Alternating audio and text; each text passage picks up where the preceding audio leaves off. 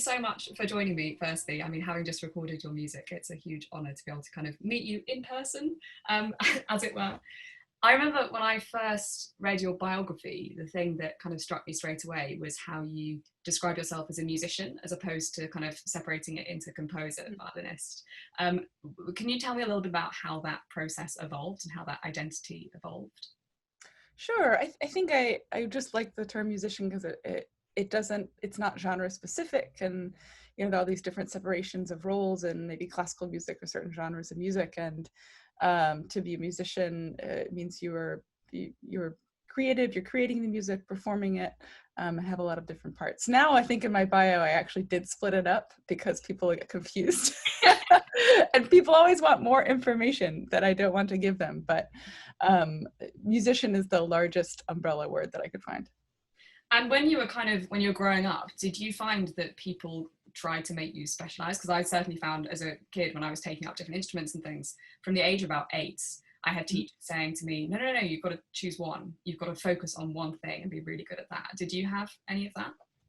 Yeah, for sure. I don't know what instrument you played when you were young, but for me it was violin. And so there was, I started in Suzuki method when I was 2, and that was very much what I thought that I would do. And singing was very much on the side. I sang in church, and writing was a little secret. But and then I went through college focusing on violin, and then I got a master's degree in violin. It was quite highly specific. But sort of towards the end of my studies, I started to branch out a little bit more. And do you remember any of your kind of really early compositions? I mean, you mentioned that you sort of compose a little bit in private, but do you remember any of them? Do you still have any of them? I think my mom found an old videotape of me playing something at the piano that was very Fantasia-like when I was maybe 8 or 9. And I heard it and I was like, oh my gosh. I think I used to have these old cassette tape stories of the composers, like story of Mozart, story of Bach and Beethoven. And so that was my whole concept of what that was. And so I started to try and write things down, when I was 10 or 11, just for fun. And then I put it away for a while. I did a little bit in high school, but as you get older, you become a lot more self-conscious and aware, for better or worse, of the world and the expectations around you. So it took me a while to come back to it. And you mentioned your mum there. It sounds like you grew up in a very musical household. I think I read that your dad used to play the piano with a metronome kind of like out of sync. Oh, my dear dad. I apologize to him for that quote in that article. Yeah, my dad is he's a physician, but an amateur pianist, and has a great joy in music and a great love of music, but he would admit horrible rhythm, really, really horrible rhythm. So he would be practicing like this early Mozart sonata at night, and he'd turn the metronome on because he has very rigorous, practice technique. But he would be nowhere close to this metronome. He'd just drift in and out. But this is my like sense from like, down the hall through a doorway is this like muted piano drifting farther and farther away from its metronome home. And then my mom she's a beautiful singer, and a Suzuki violin teacher. So she used to teach 3 and 4-year-olds violin and some older students. So she was really how I started music.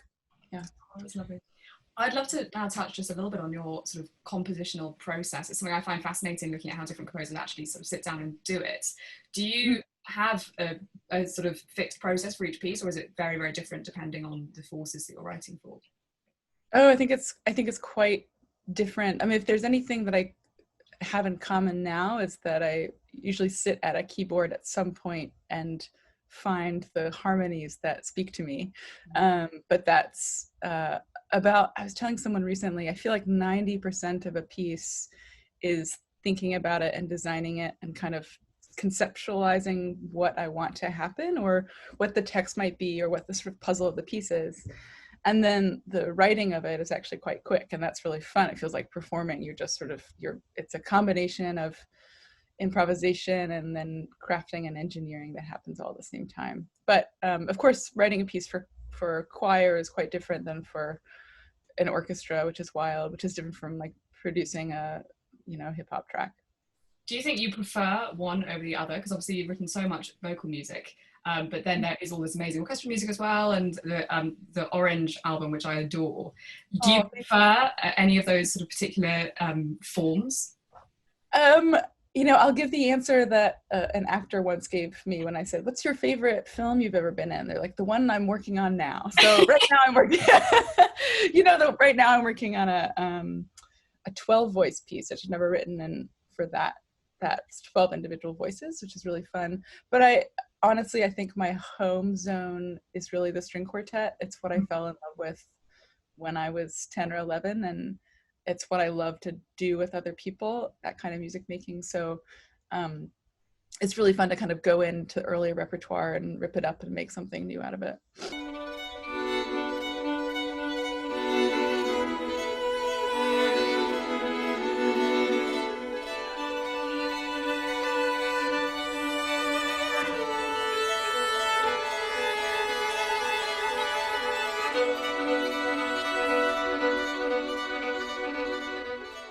I remember when I first heard Orange, I'd only ever heard any of your vocal music before, and so suddenly listening to the string quartet, I found really interesting because I was like, "Oh, this could work quite well for a vocal ensemble as well." And then I heard Ritornello, and I was like, "Hang on a minute!" And that must have been a fascinating process to write a piece that would work for a vocal ensemble and for a string ensemble as well.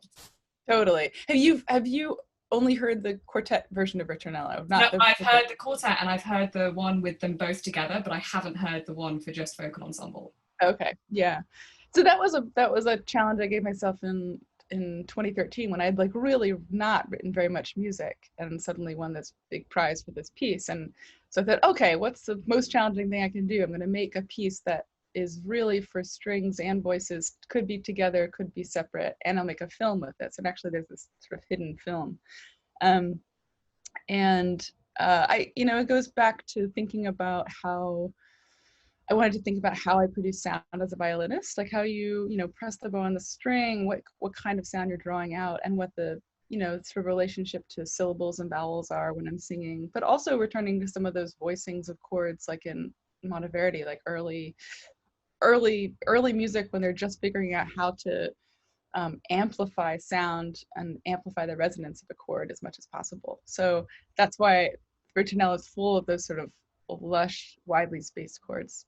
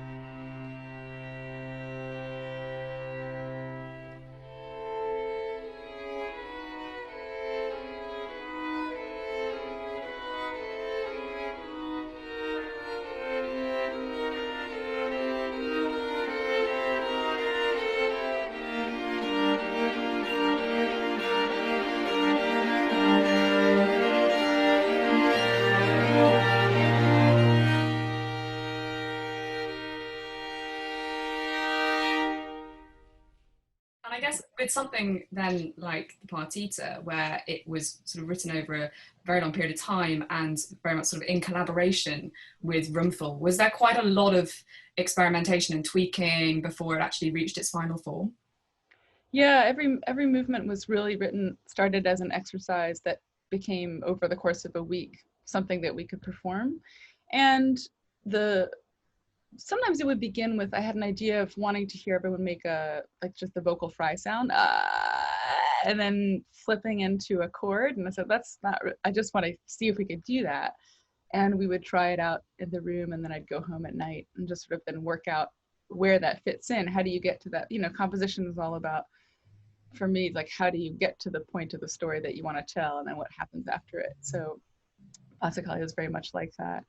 And then other things like in Allemande, which is the last movement that I wrote, I had certain ideas of like warping chords that in my head exist one way, but until you're really in a room with people, it's hard to know if it will work or if it's cool or if it's healthy or if it's interesting. And I always have questions for the other singers about, does this feel okay? I think people are more important than music. So I want it to feel healthy and enjoyable to sing. And I also look around, it's like, is this interesting for people? And then sometimes someone will try out, it's like, well, this doesn't feel exactly right. What if like, and then they'll be trying something out and say, oh, okay, this is that sound, but could we do it this way? And then could we do it all together? So there's certainly a mix of experimentation in the room that happens. To the side. To the side. To the side. And around. Through the middle To and the side. To the side. to the side. And around. Through the middle To the and side. To the side. to the side. To the side. And around. And around and around And around and around. To the side. 2, 3, 4, And 5. across. 6, 7, 8. Through the midpoint. Of the line drawn from Left left side. side. Left side. Element left and around and around. Element and around.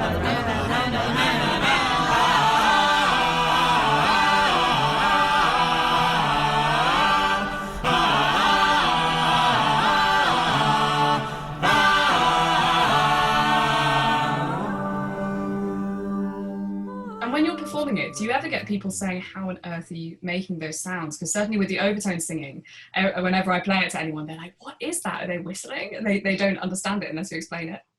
Oh yeah, I mean, it's a wonderful tradition. That's something that so also the genesis of Roomful of Teeth was started by Brad Wells in 2009. And the idea was to spend time and learn from master practitioners of all these different ways of singing as a way to kind of develop our own vocabulary with ourselves, and how can we change the color and push our voices in ways that sort of traditional Western and very much British traditional choral singing doesn't go. And so for me, actually, throat singing, I always, when I tell people who are not even singers, I say, more complex than singing. So if you just harness and notice all the different things that you're doing with speech and then put them into the singing, it's really interesting. So for Americans, we have if I go in my really American sound right here, that really back of the throat low thing that you guys don't have. We struggle with that. It's so funny. So that was also part of partita, is like, what is this? What are the sort of phonemes in American English that we have? Anyway, if you do that long enough and you sustain it, you'll actually get to the hume sound, which is related to tube. It's a kind of tube and throat singing. Has an English group ever tried to sing it? I think I sort of let a couple of movements out of the nest. So I actually don't know. I haven't heard it. I wonder if they would struggle more because of that, because of not being able to go back in the throat in the same way. Oh, but you'd have so much fun. I have to struggle with my very tall vowels. we did a recording a couple of months ago where we had to sing in American English. It's with our girls' choir, so these girls aged 11 to 18, and it was so funny because they just burst out laughing. It was like world and all of this stuff. And they couldn't do it. Oh, that's so interesting, because my whole choral world growing up was how British can we sound? Please sound more British. Please sound less American. So all the vowels and the liquid consonants are meant to be that way. I think we can learn from each other. It's fine. I think so. I remember again when I sort of saw partita for the first time and I saw the movement titles. The thing that instantly kind of sprung into my head was the Bach partitas for violin. And as a violinist yourself, I mean, you must have sort of grown up on that music. Did you have them in there while you were writing it? Yeah, you don't hear them musically, and there's no even reference to Bach. But for me, it was kind of about form and wanting to write something within this form, but then so that you can push against it, which I think is what Bach did with the solo sonatas and partitas for solo violin. Of course, he has all the cello suites. But as a violinist, we don't look at the cello suites. But so I grew up playing, I think I've played them all. I love the D minor partita especially. I love the Allemande that it begins with. And of course the chaconne, which is this epic thing, which is not a chaconne. It's a 15-minute journey. So really it's just this idea of referencing an older form, working somewhat within that, and having little tongue-in-cheek references to it, like the Allemande and the tempo structure of the Courant and like the second beat of Sarabande, but then making something that sounds nothing like what you would expect, I guess. And am I right in thinking you were actually playing for dance rehearsals in New York at the time when you were writing? Oh yeah, that's also part of it too. So dance was really how I mentioned how I'd sort of not written music for a while when I was younger until I came back to it. And I came back to it really through accompanying ballet and modern dance. And I loved it so much. I would play viola or violin or piano or sometimes drums, and you're making music all the time, improvising and creating stuff, and then also making things that dancers can step into. So they can follow the harmony and they can follow the rhythm. And for me, so much of music has come from dance and vice versa. So the piece is very much about dance as well, and about how I knew that I would never get to be a choreographer in life, but I just wanted to be. So I thought, well, what's the closest thing I could do? I guess I could write music. So I started writing music. And when you finally did get to do it with dancers, was it in 2019? Were you involved in the choreography side of things as well? Oh no, I've never been involved in the choreography side, but I've talked to a couple of choreographers maybe before or as they're working on it. There are a few different versions out there. The most recent, maybe a high profile one, was with Crystal Pite in Netherlands, but there's some other ones too.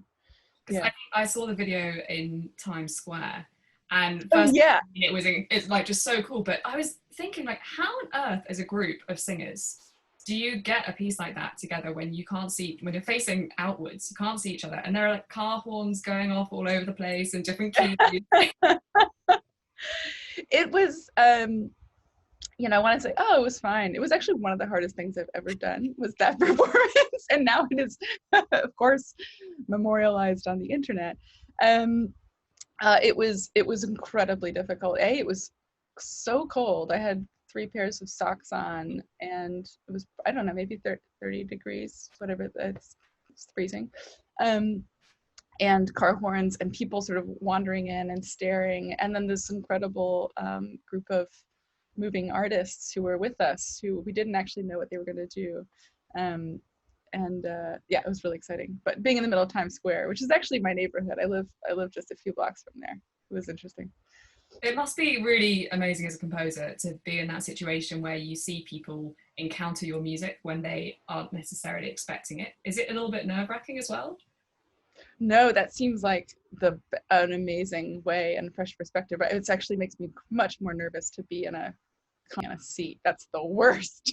I'm just sitting there hoping no one, says something bad about what they're hearing, not because they shouldn't say that, but because they would feel so embarrassed that I was sitting behind them.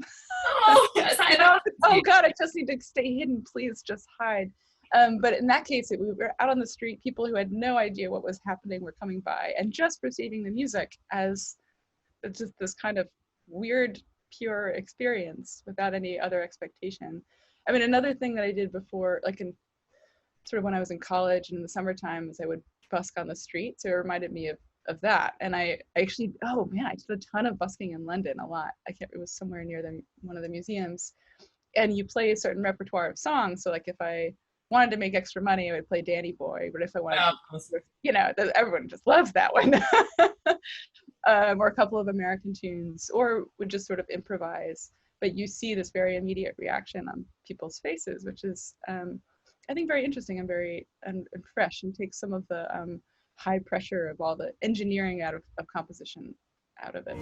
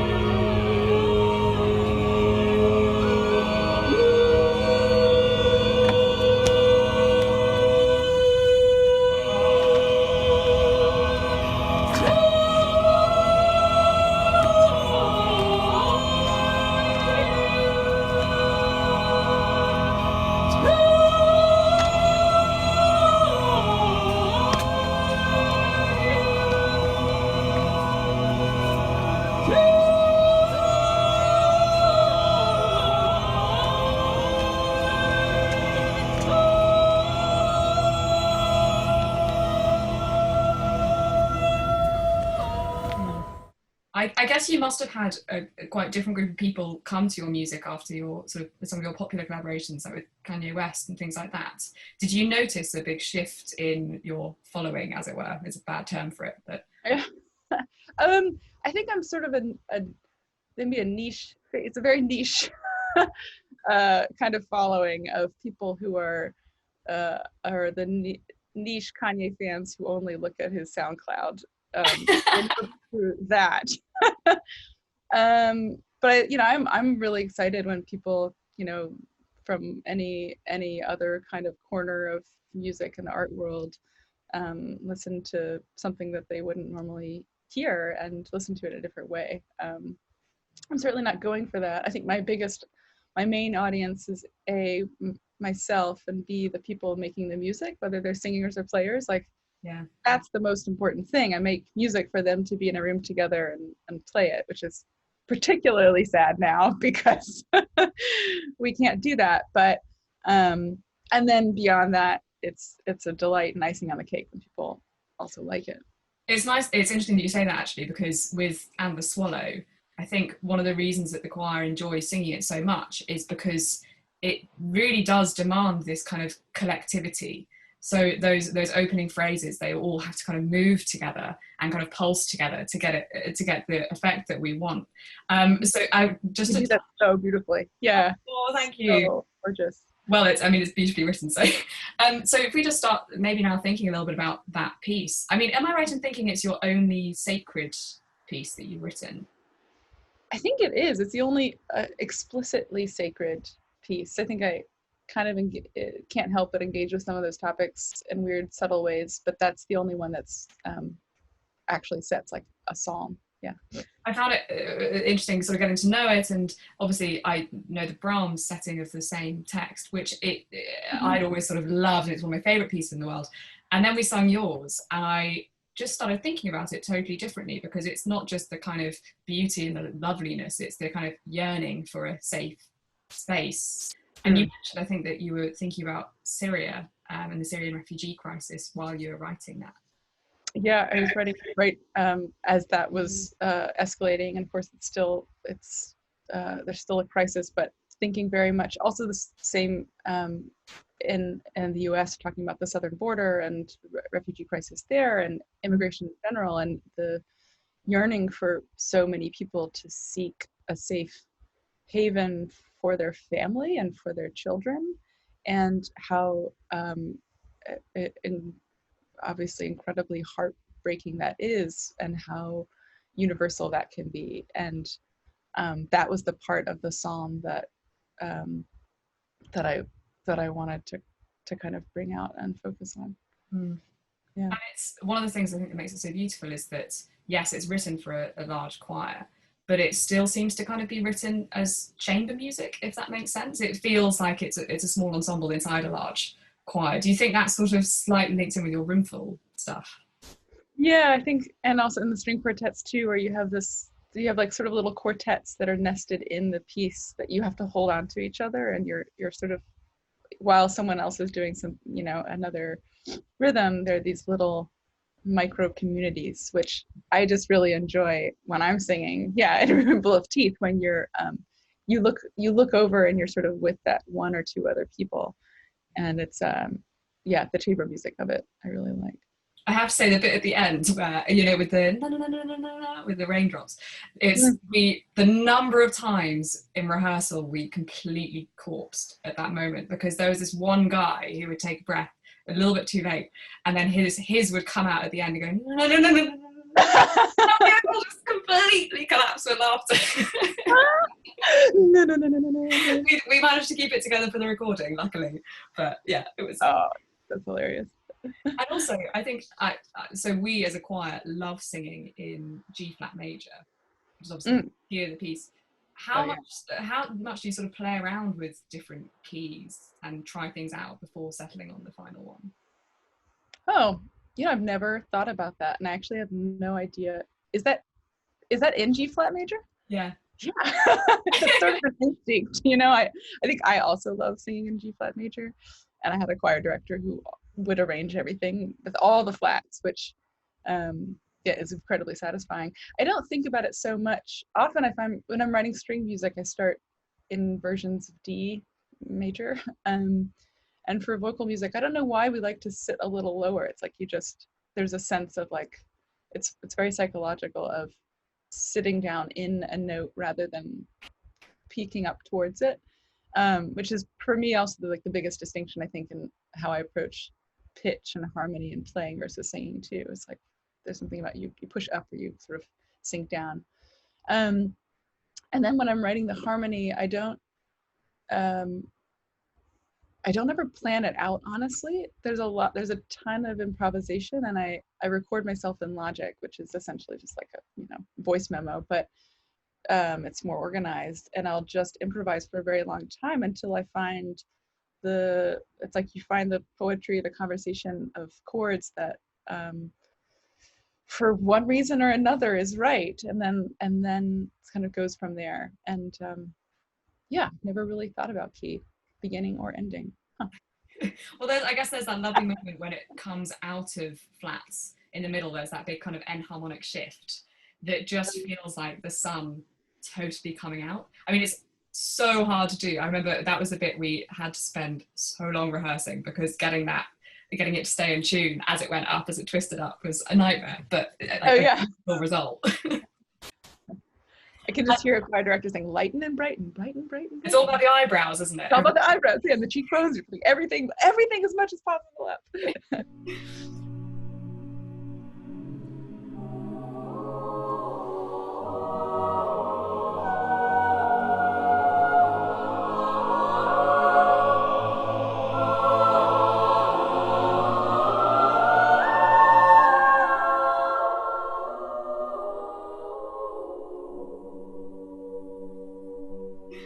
Well, there's one last thing I'd love to just ask, and that's that we have this girls' choir, and a lot of them are really into composition, and often they say to me, oh, but a composer, it's such a kind of unpredictable career.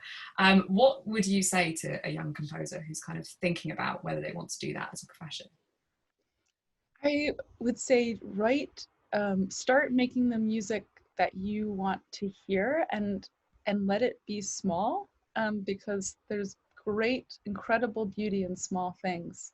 And the goal never needs to be to write for an orchestra in Royal Albert Hall. The goal is to write something for yourself that is very meaningful. And there was a book that someone gave me years ago when they knew that I wanted to be writing music, but I wasn't really sure what to do. And it's by Anne Lamott, called Bird by Bird, and it's just about writing. It's for poets and novelists. And she had this bit of advice that says, write something as a gift for someone, which I think is such a beautiful way of thinking about it. It's not writing for your teacher or for prestige or anything like that, someone else's expectations. It's as a gift for another person. Maybe that person is yourself, maybe it's a friend, but it takes the focus off of some of the other concerns that I think are placed on young composers, and more on it puts more pressure on the decision making that you give. So it's for someone else. Anyway, that's my bit of advice.